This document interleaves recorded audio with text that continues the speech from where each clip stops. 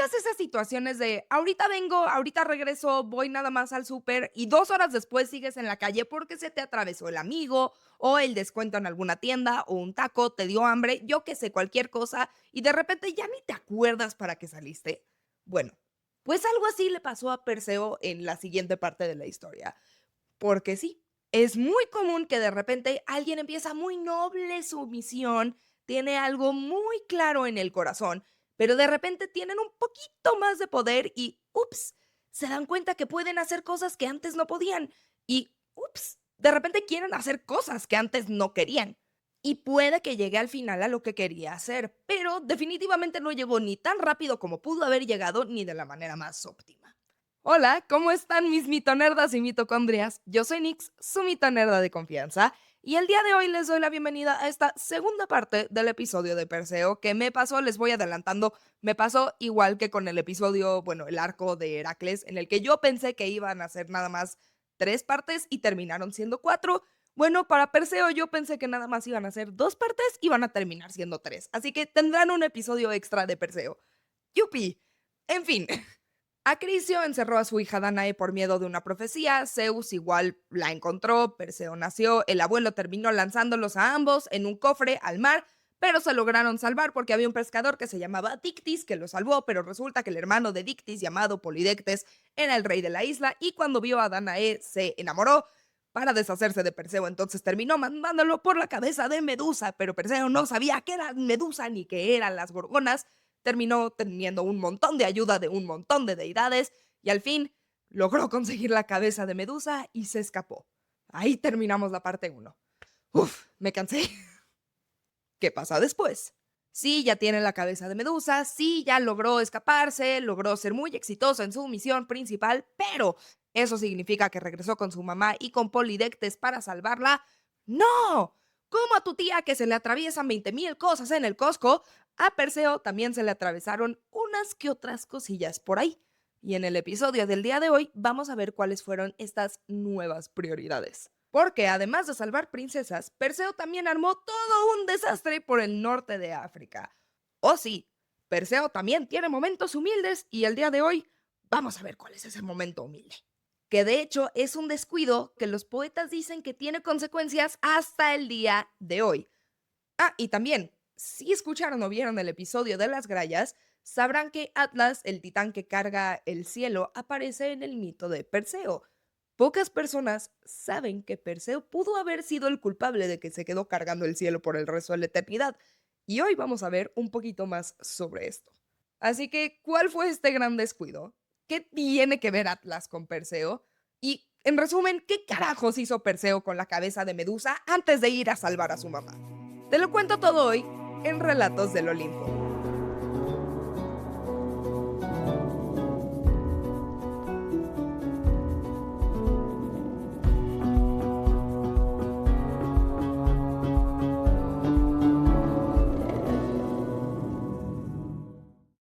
Episodio 27. ¿Que Perseo hizo qué con la cabeza de Medusa?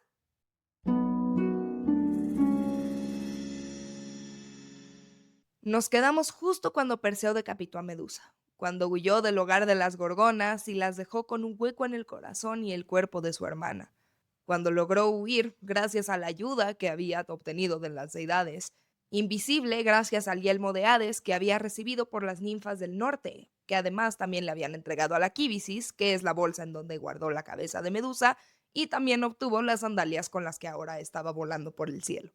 Con toda esa ayuda, salió por fin victorioso de los confines del mundo. Y aún así, aunque tenía todas esas herramientas, cometió un error. Un errorcito. Que diga, no un errorcito, un errorzote. Un errorzote que sigue teniendo consecuencias hasta nuestros días, según lo que los poetas nos cuentan. Verán, la Kíbisis tenía una falla, y era que no era impermeable, cumplía muy bien el objetivo de cuidar la cabeza de Medusa, de que nadie pudiera verla accidentalmente y así se transformara en piedra, pero no era impermeable. Y esto era un problema porque la cabeza, al ser recién separada de su cuerpo, pues seguía sangrando. Pero como ya no tenía un corazón que bombeara la sangre para que se quedara ahí, pues iba a seguir el curso natural de la gravedad. iba a ser drenada, iba a salir toda. La sangre salió de la cabeza, se quedó en un charquito, supongo, adentro de la quíbisis en un principio, pero otra vez, como no era impermeable, fue goteando poco a poco sobre la tierra por la que Perseo iba pasando. El asunto es que Perseo, mientras escapaba, iba volando sobre la región de Libia, que no es el país de Libia actualmente, sino que una región mucho más grande sobre el norte de África. Era una región que tenía partes de Marruecos, de Túnez, de Algeria, de Egipto y obviamente de Libia. Y sobre toda esa región iban cayendo poquito a poquito gotitas de la cabeza de Medusa. Ahora, ¿cuál era el problema de esto? Que según los poetas, según lo que nos cuentan los mitos, de cada gota que iba cayendo en la arena, iban naciendo todas las serpientes de África. Y no eran serpientes bonitas, así serpientes coquetas como la que me ven aquí. De hecho, no son serpientes de estas. No eran serpientes de las que Nicole, de 4 años, podía ponerse a acariciar. No, eran todas serpientes venenosas o letales. ¿Por qué no? Divertidísimo. De hecho, hay un texto de Lucano, que es un poeta romano del siglo I después de la era común, en la que se toma la tarea de listar todas las malditas serpientes que salieron de este descuido de Perseo, dentro de las cuales podemos encontrar algunas y se las voy a leer, les voy a leer mis favoritas. La primera es el áspid de cuello hinchado, cuyo veneno ataca el sistema nervioso hasta que simplemente dejas de respirar. También, por si eso no fue suficiente, también encuentras a la dipsas, cuya picadura provoca una sed tan insaciable que según un soldado se bebió el mar entero literalmente, pero ¿qué creen? El veneno de esta serpiente hace que no puedas retener ningún líquido, entonces no importa cuánta agua bebas, igual te vas a morir de deshidratación.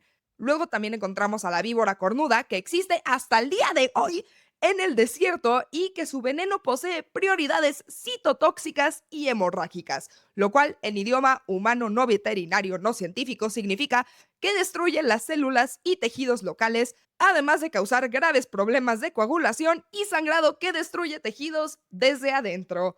Una muerte muy tranquila y muy pacífica. Y por si eso no era suficiente, también encontramos una criatura legendaria mitológica, la anfisbena, que es una serpiente que tiene dos cabezas, una en cada extremo, porque al parecer una cabeza no era suficiente y así te puede ver de todos lados, ya sea que estés adelante o que estés atrás, te puede ver todo el tiempo. Y unas que otras más que todas las pueden encontrar en el texto de Lucano, que les voy a dejar en la descripción, todas patrocinadas por Perseo. ¡Gracias! Es una lista entera de horrores, todas hijas de la cabeza de Medusa y del descuido de Perseo. Así, después de toda la tragedia que rodea su historia, encontramos que sigue dando vida a criaturas que siguen siendo odiadas. A todas las serpientes venenosas y letales de África. Pero eso no es todo. Eso no es todo lo que hizo. Porque de repente el sol se empezó a poner. Y Perseo ya llevaba un ratote volando, se empezó a cansar, pobrecito. Así que tenía que encontrar un lugar en donde descansar. Volteó a la izquierda, volteó a la derecha, volteó hacia el oeste y ahí encontró las tierras de Atlas.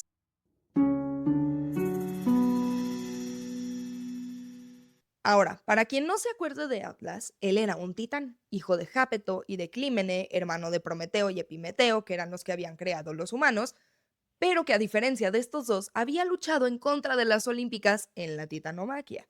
Y de hecho, estoy segura que sí ubican quién es, al menos porque hay un montón de estatuas o esculturas o figurillas por ahí de un cuate desnudo, fortachón, que está cargando como que el mundo así.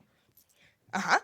Seguramente han visto alguna vez una de estas estatuillas y ¿qué creen? Estas estatuillas te están diciendo una mentira. Eso es mentira, porque en realidad, bueno, se supone que este cuate que está cargando el mundo es Atlas, pero Atlas no es el que está cargando el mundo, sino que Atlas está cargando el cielo. Se supone en las versiones más populares que Zeus lo castiga, lo destierra después de la titanomaquia por haber luchado en contra de él y lo condena a cargar el cielo por el resto de la historia. Aunque Hesíodo, que siempre tiene que complicar todo, no nos da una razón muy específica de por qué tiene que cargar el cielo, simplemente dice que a causa de una imperiosa fatalidad tiene que cargar el cielo, realmente sin dar muchos detalles, como que simplemente le tocó y ya. Pero el punto es que lo desterraron del centro del mundo y lo mandaron al jardín de las Hespérides, que era un jardín hermoso, hermosísimo, bellísimo. Era tan bello que había sido un regalo de bodas para Hera. En este jardín, de hecho, encontrabas árboles llenos de frutos de oro. Encontrabas unas manzanas de oro puro, hermosas, bellísimas, y que seguramente quien lograra obtenerlas tendría toda la gloria. Entonces, Atlas, que ya se había dado cuenta que el mundo no era necesariamente un lugar amable, y menos con Zeus como rey, construyó muros a su alrededor y puso un dragón para que cuidara la entrada. Es decir, que nadie que no tuviera que entrar iba a entrar. Punto. Nadie, nunca. Y entonces, según Ovidio, llegó el día en el que Perseo llegó pidiendo posada. Se presentó, le dijo quién era su papá, que tenía un linaje muy importante y muy impresionante, le contó de sus hazañas, qué es lo que estaba haciendo, un poco de su historia, y pues que sí lo podía recibir porque estaba cansado. Era hospitalidad básica, que eran las leyes de la Xenia, la hospitalidad al extranjero. ¿Pero qué creen? Atlas en este momento le dijo que no. Pero no le dijo que no por ser berrinchudo, ni por ser grosero, o por faltar a las leyes de la Xenia, sino que había, como siempre, una profecía detrás. Resulta que Temis, la diosa de la justicia divina, le había comentado que un día el hijo del rey de las deidades llegaría a tratar de robarse las manzanas para quedarse con toda la gloria. Así que Atlas, viendo que un hijo del rey de las deidades se había presentado a su puerta pidiéndole, pues, posada, no podía tomar ese riesgo. ¿Quién sabe cuánto tiempo llevaba ya cargando el cielo y no estaba dispuesto a hacerse la situación peor? Aunque, como ya lo sabemos, tratar de evitar las profecías hacen que terminen peor. Le dijo a Perseo que se fuera, que sus hazañas no le importaban y que el linaje mishmaje. Realmente le importó un bledo. No estaba dispuesto a hacer absolutamente nada para recibirlo y que se robaran sus manzanas. Perseo, al escuchar esto, que era el mismo chico que había salido ya de Serifos, pero un poquito diferente, ya con un poquito más de sazón y coraje, no aceptó el no. Trató de negociar, trató de razonar, y cuando vio que nada iba a servir, sacó a la cabeza de Medusa y petrificó a Atlas. Atlas en ese momento, enorme, vasto y más alto que cualquier otro hombre de la tierra, se convirtió en una montaña. Poco a poco, su barba y cabellos comenzaron a transformarse en bosques, sus hombros y manos en diferentes cadenas montañosas. Su cabeza se volvió la cima de la montaña, sus huesos piedra, y su tamaño, que ya era descomunal, creció todavía más, y más, y más, y más, hasta que chocó con el cielo. Pero esta vez ya no tendría nada más que sostener al cielo, sino que a todas las estrellas que albergaban en él. De hecho, la cordillera de Atlas, que está en el norte de África, todavía lleva su nombre. Y lo irónico dentro de toda esta situación es que si ya escucharon la saga de Heracles, sabrán que él también es otro hijo del rey de las deidades, y que dentro de sus labores estaba conseguir las manzanas del jardín de las Hespérides. Es decir, que la profecía no se refería a Perseo, sino que a Heracles, o a Hércules. Y aún así, por tratar de evitar la profecía, terminó saliendo peor. Ah, y Heracles aún así consiguió las manzanas. Pobre Atlas. Eso sí, mis mitonerdas, esta es la primera vez que Perseo utiliza deliberadamente la cabeza de Medusa como un arma. Aunque ya la había medio transformado en un arma de destrucción masiva cuando creó a todas las serpientes venenosas de África, esta es la primera vez que utiliza la cabeza para hacer daño a propósito. Entonces, ¿qué me dicen? Entendiendo un poco más el contexto, la profecía, las leyes de la Xenia, ¿qué creen? ¿En este momento está siendo un héroe? ¿Es un acto de heroísmo? ¿O es más un abuso de poder? Les voy a dejar la encuesta en Spotify para que me digan qué es lo que opinan, pero ya saben que para mí depende siempre de quién te cuente la historia.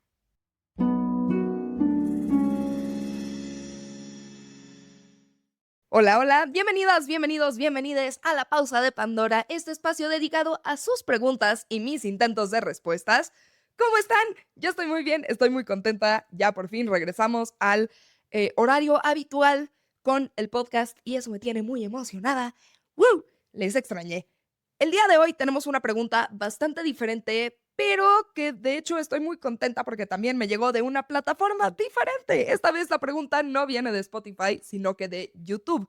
Y de hecho, a todas las personas que me escuchan y que me ven desde YouTube, ¡mua!, les mando un besazo especial porque ustedes me están ayudando a que esa plataforma siga y salga adelante, porque es nuestra plataforma más baja, la que apenas estamos empezando realmente por ahí.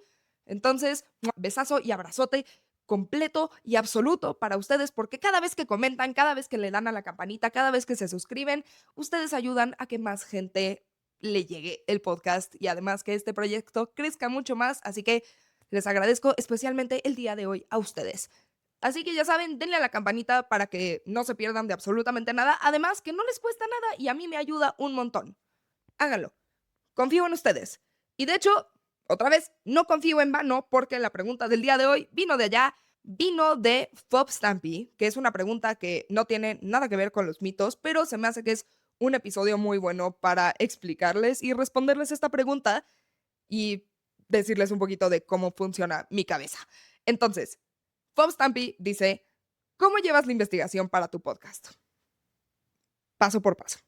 Primero, consulto mis fuentes base. Una vez que ya tengo mi tema de la semana o el arco que quiero tocar o el tema del podcast, consulto mis fuentes básicas. Eso va desde la Teogonía de Hesíodo, la Biblioteca de Apolodoro, también teoi.com y las Metamorfosis de Ovidio. Así tengo una fuente en línea que es como un compendio, también tengo la Biblioteca de Apolodoro que es griega, pero pues también es como un compendio y también tengo Ovidio que es romano. Entonces así tengo un poquito de todo y puedo empezar a ver un poco de cómo va la cosa. Ah, y también esta mitología clásica de la A a la Z de Annette Jessicki, que es moderna, pero también es un libro. Entonces, todos estos son como compendios, como pequeñas enciclopedias. En fin, tengo un panorama general. Y ya que tengo el panorama general del mito, creo un esquema. Ven que siempre los episodios están divididos en 4. Entonces, divido como que parte 1, parte 2, parte 3, parte 4. Y ya que tengo el esquema general, viene mi parte favorita, que es ahondar más en las fuentes.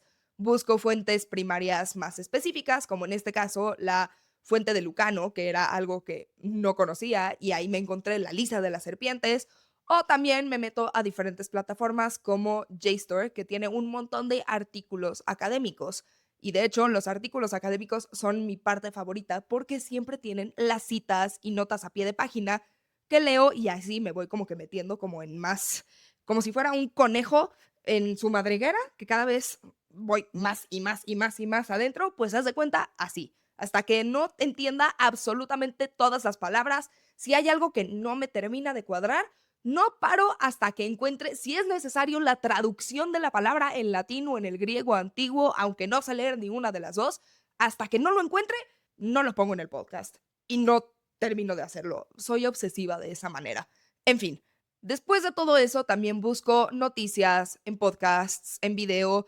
Siempre me gusta tener un montón de fuentes para tener diferentes perspectivas. Y todo eso, de mientras, lo voy anotando en un documento especial, en Notion, que es una gran plataforma. Esto no es patrocinio, pero es muy buena plataforma y si escriben ensayos o hacen investigación, se los recomiendo bastante. En fin, todo eso lo voy anotando en un documento. Y ya por último, revisito episodios pasados o notas de mis episodios pasados. Cada que me acuerdo que ya medio mencioné algo, siempre trato de buscar en mis guiones o notas pasadas para no tener que empezar de cero, como en este caso en el episodio de las grallas que hablé de Atlas, pero también hablé de Atlas y de las manzanas de las Hespérides en el episodio de Heracles. Entonces, es como si primero buscara todas las piezas del rompecabezas y una vez que ya tengo todas las piezas del rompecabezas y sé cuál es la imagen, ya que tengo todo mi compendio de información, por fin me pongo a armar el rompecabezas y armar el guión. Espero poder haber respondido. Tal vez fue demasiada información, pero así soy. Soy una loca de la investigación. Me gusta mucho. ¿Qué les digo? Es mi parte favorita de todo esto. Y también es la razón por la que siempre, siempre, siempre termino compartiéndoles mis fuentes. A mí no me gusta que me crean a mí. Suena extraño, pero no quiero que me crean a mí. Quiero que ustedes puedan hacer exactamente lo mismo que hago yo, que puedan visitar estas fuentes, que puedan ver la información directa ustedes mismas, mismos, mismes, y que lleguen a sus propias conclusiones de la misma manera a la que yo llego a mis propias conclusiones. Porque al final del día, este es el punto, ¿no? No que piensen como pienso yo o que repitan lo que digo yo, sino que creen sus propias conclusiones. Yo nada más les quiero dar las herramientas para que puedan pensar por ustedes mismas. Yo no soy ChatGPT. Así que mil gracias por tu pregunta, te mando un besazo.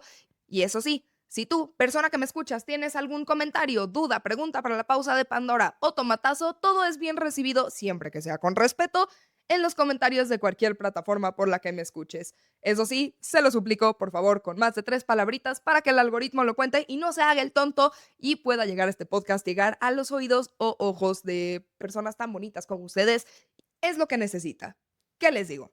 Y yo, de hecho, necesito ya regresar a la siguiente sección, porque toca hablar de otra hazaña más de Perseo, otra de las hazañas más famosas de Perseo.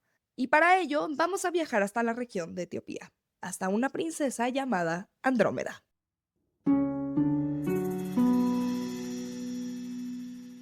Perseo seguía volando. Ya había dejado el desierto de Libia atrás, ya había petrificado a Atlas, y llevaba tanto tiempo en el cielo que había logrado ver la constelación del oso 3 veces. Viajaba de oeste a este y de este a oeste sin realmente un rumbo fijo, hasta que volteó abajo. Y cuando miró hacia abajo, vio a Etiopía. Y en las costas de Etiopía, encadenada en una roca, se encontró con una mujer sumamente bella, con un amorcito a primera vista. ¡Au! Esta joven, aunque no lo sabía todavía, era una princesa que se llamaba Andrómeda, hija de Cefeo y Casiopea. Y estaba ahí porque su madre había cometido el error clásico en la mitología griega y romana. Ubris. Había dicho que era más bella incluso que las Nereidas, que las ninfas del mar. Y les comento esto específicamente para que no vayan a decir que luego solamente resalto las estupideces de los hombres, que odio a los hombres. No es cierto, esta es una vez en la que una mujer fue estúpida y estúpida en serio. Porque adivinen cuántas Nereidas había, cuántas ninfas del mar habían. 50. 50. De verdad, hay que ser muy, muy tonto o muy valiente para decir que eres más hermosa, más guapa, más bella que 50 deidades marinas. Ujú. Y el problema aquí es que en este mundo hay de dos. O eres estúpido y cobarde, o eres inteligente y valiente. Porque si eres estúpido y valiente, tenemos resultados, bueno, como este. Las Nereidas escucharon a Casiopea y no se tomaron a la ligera para nada lo que dijo. Escucharon que les estaba diciendo feas y se enojaron. Bastante. Obviamente, se enojaron. Una mortal les estaba diciendo feas. Feas 50 veces. Poseidón se solidarizó con ellas y mandó a Ceto, a una bestia marina, para que destruyera todas las costas de Etiopía y encima también les mandó una inundación. O sea que se le estaban pasando padrísimo. Consultaron entonces a un oráculo para que les dijeran cómo podían poder terminar con esta devastación, con esta situación tan terrible, y el oráculo les comentó que la única manera en la que podían parar a Ceto era sacrificando a su hija, Andrómeda, al monstruo, porque claro, Andrómeda tiene la culpa de todo esto. El rey, obligado por su pueblo y por la profecía, no tuvo de otra. Encadenó a su hija a una roca en las costas. Y a partir de esta parte depende un poco qué tanto tiene que ver Andrómeda con su propio destino, pero generalmente lo que sucede es que Perseo, cuando la ve desde lejos, se enamora, decide ir con el rey directamente y le dice, oye, vi que tienes ahí como que un monstruo, no te preocupes, la chava que está por ahí es tu hija de casualidad, está muy guapa, ¿qué tal si hacemos un intercambio? Yo te mato al monstruo y tú me das a la hija y el rey dice, pues va, buenísimo, hace los tratos y pues ya, no sucede nada. Andrómeda, no tenemos ni idea de qué está pasando con ella en estos momentos, ni qué es lo que piensa, pero hay otro poeta, el nuestro queridísimo Ovidio, que como sabemos piensa un poquito diferente y tiende a darle un poquito más de agencia a las mujeres. Y aunque no es mucha, su versión va así. Se supone que Perseo, cuando la ve desde lejos, sí se enamora, pero antes de ir con el rey, decide aterrizar en la roca en la que está encadenada. Ahí, antes de rescatarla, porque no vaya a ser que fuera una asesina o algo peor, no vaya a ser que fuera, pues no sé, algo que sabemos que no es, se acerca a platicar con ella. Primero el chismecito. Le pregunta por su nombre, sobre su historia, sobre qué es lo que estaba sucediendo, por qué carambas estaba ahí. Y Andrómeda no le contesta. En un inicio lo ignora. De hecho, Ovidio dice que si no hubiera sido porque estaba con las manos encadenadas a la roca, muy probablemente se hubiera tapado el rostro. Pero después cae y quiebra en llanto. Le empieza a contar un poco sobre lo que había sucedido, sobre por qué se encontraba ahí, sobre su historia. Pero justo en ese momento llegó Seto. Llegó la bestia marina. Perseo, sin perder ni un solo segundo, se fue volando directamente con el rey. En este momento habla, le dice, oye, ya conocí a tu hija, me gustó, me agrada tu hija, la quiero de esposa, te mato al monstruo, me das a tu hija, ya saben, lo mismo. Y el rey, pues que otra vez no tiene de otra y se le está presentando un milagro que se puede deshacer del monstruo y no matar a su hija, le dice que sí. Perseo regresa y empieza a vigilarlo desde arriba como un águila a una serpiente. Empieza a atacarlo, lo hirió en el hombro, en las costillas, en la cola. El monstruo se retorcía y su sangre teñía todo el mar. Estaba a punto de alcanzarlo y atacarlo cuando Perseo encontró una roca sobre la que se pudo parar. Y ahí, preparado, justo cuando Seto iba hacia él, logró clavarle la espada hasta el fondo, con la misma hoz de adamantino que Hermes le había dado y había decapitado a Medusa. Así, Seto murió. Andrómeda por fin quedó libre y Perseo estaba listo para irse a presentar con el futuro suegro. Hasta que volteó a verse, volteó a ver sus ropas, volteó a ver sus manos y estaba lleno de espuma y de sangre. Y esa no es una buena primera impresión. ¿Así no se puede ir a presentar con el suegro? ¿Qué pasó? Entonces agarró un poco de algas, las puso sobre la arena y puso la cabeza de Medusa sobre ellas para poder proteger a la cabeza de Medusa de la arena. Pero algo curioso empezó a suceder. Mientras Perseo se lavaba las manos, justo cuando la cabeza de Medusa tocó las algas, estas se empezaron a transformar, empezaron a volverse en algo más rígido, y así nació el coral. Según Ovidio, en las costas de Etiopía y gracias a la cabeza de Medusa, de las algas, nació el coral marino.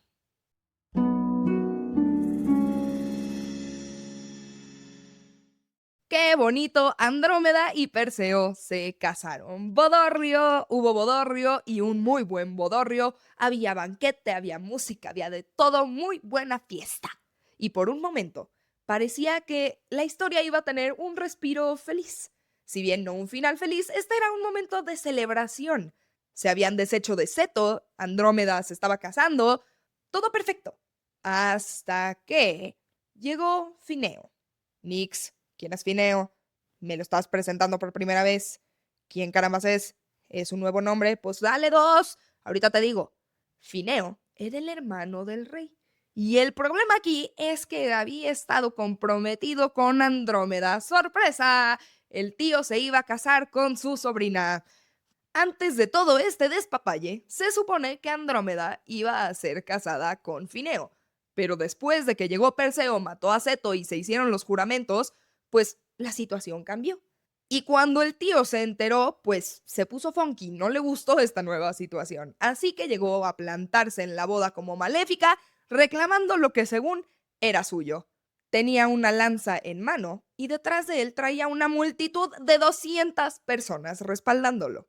Interrumpió el banquete, armó todo su berrinche y dijo que Andrómeda le pertenecía, que Perseo había llegado y le había robado y que ahora quería venganza. Pero aquí el propio rey se volteó con su hermano y le dijo, ahora tú, ¿neta? O sea, no, pero podríamos resumirlo en eso. Le dijo, ¿de verdad vas a venir aquí? ¿De verdad tienes la valentía de venir y plantarte acá? ¿Dónde estabas cuando Andrómeda estaba en peligro encadenada con una bestia marina? ¿Dónde estaba tu valentía y tu honor en ese momento? Tú no hiciste nada. Y ahora estás viniendo a reclamar algo que no te ganaste. Y pues así de ganarse, pues tampoco, porque Andrómeda otra vez no está en esta conversación, no tenemos ni idea de qué sucede con ella, pero tenía un punto. Fineo tenía razón de que era su prometida, pero no había hecho nada para salvarla. Y eso tenía mucho más peso que las palabras prometidas. El problema es que a Fineo le valió gorro. Él no le importaba nada de esto. Nada más quería estar con Andrómeda o quería a Andrómeda y traía encima una multitud detrás de él. Y esta multitud atacó. El banquete se llenó de sangre. Empezaron a volar lanzas, flechas, el banquete se tiñó de sangre entero. Y Perseo luchó, claro que luchó, pero al final del día solo era 1 contra cientos. Hasta que recordó qué es lo que tenía.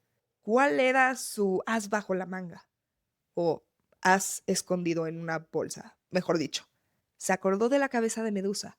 Advirtió entonces a todos sus aliados que apartaran la vista y sacó la cabeza a la intemperie. En un segundo, 200 hombres fueron petrificados. En un instante, se convirtieron en piedra. Congelados en esta postura de ataque, algunos con la lanza a punto de lanzarla, otros gritando de pánico. Era una sala llena de estatuas. A diferencia de Atlas, Perseo en esta situación utilizó la cabeza de Medusa como defensa propia, no como despecho. Había cientos de hombres tratando de matarles, y esta fue la única salida que dio. Sí, ya la había vuelto en un arma de destrucción masiva cuando creó las serpientes, pero esta vez la utilizó deliberadamente con más de 100 personas. Esta vez sí era un arma de destrucción masiva. En cuanto al tío, Fineo, al final se rindió. No fue petrificado en esta primera tanda. De hecho, se acercó con Perseo, le suplicó que por favor se llevara absolutamente todo menos su vida. Pero Perseo, lejos de perdonarlo o matarlo con la espada o con la hoz, decidió petrificarlo así como estaba, viendo hacia el lado, ni siquiera pudiéndolo ver a los ojos. Se quedó congelado para siempre en el palacio de su hermano como lo que era, un cobarde.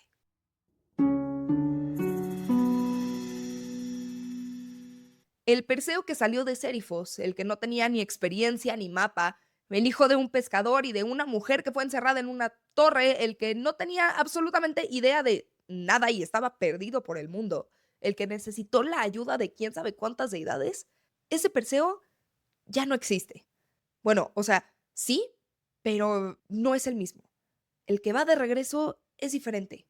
Este tiene la cabeza de Medusa en una bolsa, tiene una esposa, creó una cordillera de montañas, ya voló sobre el desierto, ya creó 20,000 especies más, ha peleado contra monstruos marinos y sobrevivió a una boda que se convirtió en batalla. Y esto en la mitología tiene un nombre. De hecho, 3.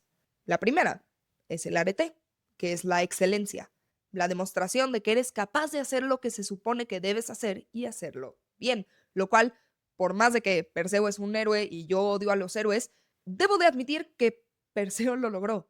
Lo está haciendo bien, está logrando hacer lo que quería hacer. Y está haciéndolo de manera excelente. Nadie puede negarle eso. La segunda, la Cleos, la gloria, es la fama que persiste incluso después de que mueres. Lo que se encuentra en los banquetes, lo que los poetas incluyen en sus versos, lo que queda de ti después de que tu cuerpo ya no está. Lo que llega hasta nosotras en un podcast más de 3,000 años después. Por algo estamos hablando de él ahorita. Y la tercera, dime, el honor. Es el reconocimiento público de tu valor, no el que tú te das, sino el que los demás encuentran en ti.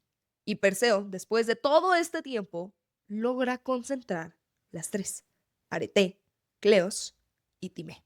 El tema aquí es que hay algo que los poetas no midieron, que es el costo de cumplir con estas 3. El costo de Medusa, que su sangre sigue goteando las consecuencias.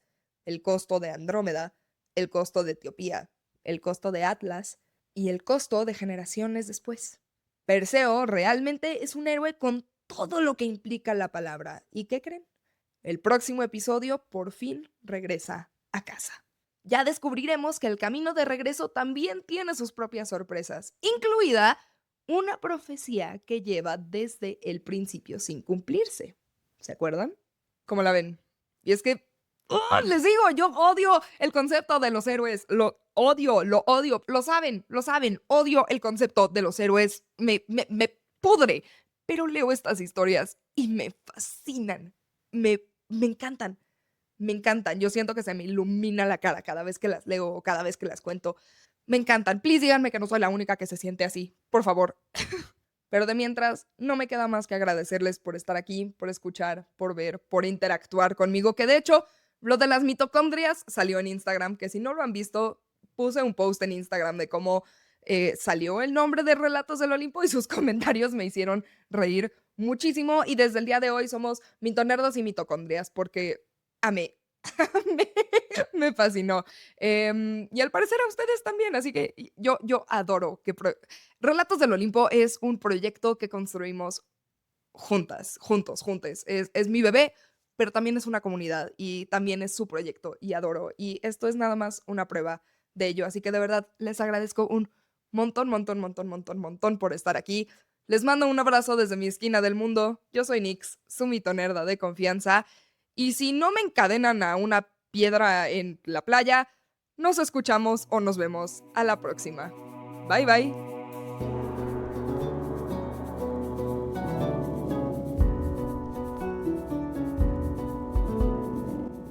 Muchas gracias por escuchar este episodio de Relatos del Olimpo. El siguiente saldrá el 19 de junio, pero de mientras, para más contenido mitológico, no te olvides de seguirme en mis redes como Relatos del Olimpo y dejar tu reseña, comentario o pregunta para la pausa de Pandora en cualquier plataforma por las que me escuches.